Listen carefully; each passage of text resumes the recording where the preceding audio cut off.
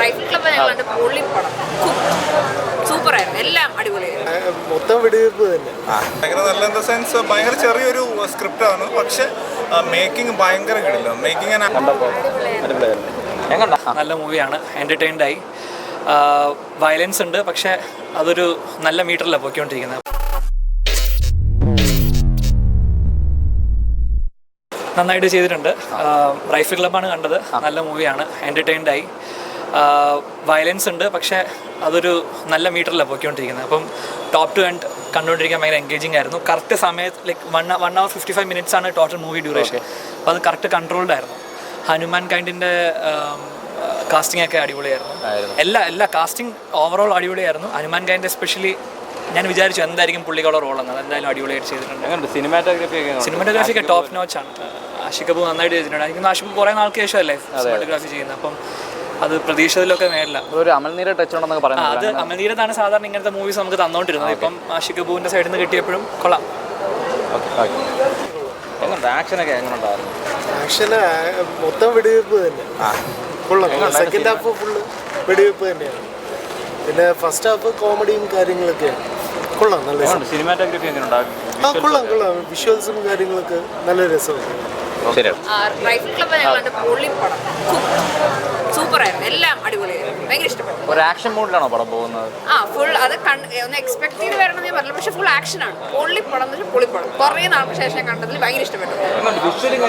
Visually നല്ല appealing ആയിരുന്നു. എന്താ പറയുക, എല്ലാവരും ഈക്വലി എല്ലാവരും മാസ് പെർഫോമൻസ് ആയിരുന്നു.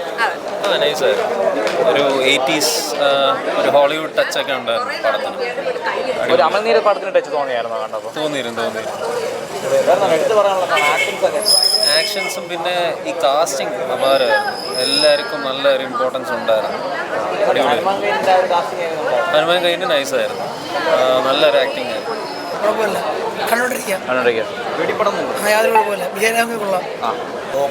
എന്തായാലും കാണണം, തിയേറ്റർ ഫസ്റ്റ് വെച്ച്. പക്ഷെ എന്നാലും വെച്ച് കണ്ടുകൊണ്ടിരിക്കേണ്ട പടം, തിയേറ്ററിൽ കാണേണ്ട ഒരു പടം. അടിപൊളിയായിരുന്നു. പാണി വിശ്വനാഥ് കുറേ നാൾക്ക് ശേഷം വരുവാണല്ലോ, അപ്പോൾ എങ്ങനെയുണ്ട് കണ്ടപ്പോൾ? അടിപൊളിയായിരുന്നു. എങ്ങനെയുണ്ട് ആക്ഷനൊക്കെ എങ്ങനെ ഉണ്ടായിരുന്നു പടത്തിൻ്റെ? ഇഷ്ടപ്പെട്ടായിരുന്നു മൊത്തത്തിൽ? ആണോ? നല്ല എക്സ്പീരിയൻസ്. ഒരു ആക്ഷൻ ടൈപ്പിലാണോ പടം പോകുന്നത്? പക്ഷേ ഒരുപാട് ഇഷ്ടപ്പെട്ടു, നല്ല ഇഷ്ടപ്പെട്ടു. സിനിമാറ്റോഗ്രാഫി എങ്ങനെ ഉണ്ടായിരുന്നു? മൊത്തത്തിൽ കൊള്ളാം. ആക്ച്വലി മൂവി ഭയങ്കര നല്ലതായിരുന്നു. ഭയങ്കര നല്ല ഇൻ ദ സെൻസ് ഭയങ്കര ചെറിയൊരു സ്ക്രിപ്റ്റാണ്, പക്ഷെ മേക്കിംഗ് ഭയങ്കര കിടില്ല. മേക്കിംഗ് ആൻഡ് ആക്ഷൻസ് ഭയങ്കര സൂപ്പറായിരുന്നു. ടോട്ടൽ ആക്ഷൻ മൂഡിൽ തന്നെയാണോ പടം പോകുന്നത്? ആക്ഷൻ മൂഡിലാണ് പോകുന്നത്, പക്ഷെ ഒരു സർക്കാസ്റ്റിക് വേയിലാണ് പോയിരിക്കുന്നത്. കംപ്ലീറ്റ് വയലൻസ് ആണെന്ന് വെച്ചാൽ വയലൻസ് ഒക്കെ തന്നെയാണ്, പക്ഷെ ഒരു സർക്കാസ്റ്റിക് മോഡ് കൂടെ അതിനകത്തുണ്ട്. അത് നന്നായിട്ട് വർക്ക്ഔട്ട് ചെയ്തിട്ടുണ്ട്. ഓവറോൾ മേക്കിംഗ് ആൻഡ് മ്യൂസിക് ഭയങ്കര സൂപ്പറായിരുന്നു. സിനിമാറ്റോഗ്രാഫി എല്ലാം എടുത്ത് പറയുന്നുണ്ടല്ലോ, കൊള്ളാം. സിനിമാറ്റോഗ്രാഫി ശരിക്കും നന്നായിട്ടുണ്ട്. നല്ലതായിരുന്നു. ദർശനയുടെ പെർഫോമൻസ് അടിപൊളിയായിരുന്നു. സുരഭി ചേച്ചി കുറേ നാൾക്ക് ശേഷം തിരിച്ചു വരുന്നു. നന്നായിട്ടുണ്ടായിരുന്നു, ഇഷ്ടപ്പെട്ടു എല്ലാവരും.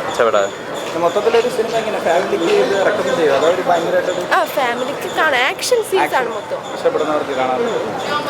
ക്യാമറയൊക്കെ എങ്ങനെ ഉണ്ടായിരുന്നു? DOP വർക്കൊക്കെ ആഷിഖ് കപൂർ തന്നെ സംവിധാനം തന്നെയാണ് ക്യാമറയും ചെയ്തിരിക്കുന്നത്. അത് കൊള്ളാം, എല്ലാം കൊള്ളായിരുന്നു. അടിപൊളി.